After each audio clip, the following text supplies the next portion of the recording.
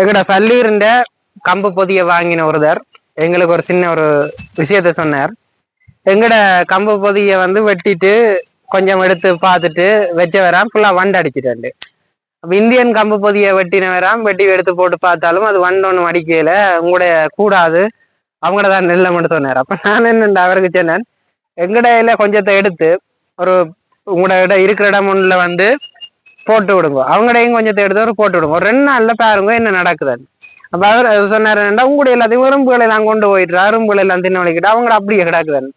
நான் எனக்கு சொன்ன விஷயம் என்னண்டா, இது நஞ்சு குறைஞ்சது, ஆர்கானிக் ஆனது, இயற்கையானது, நேச்சுரலானது. உண்மையாவே வந்து இது சாப்பிட்றாக்கள் எல்லாருமே டயபிட்டிக், கொலஸ்ட்ரால் ஏதோ ஒரு வருத்தத்தோட இருக்கிறார்கள் தான் சாப்பிட போயிடும்.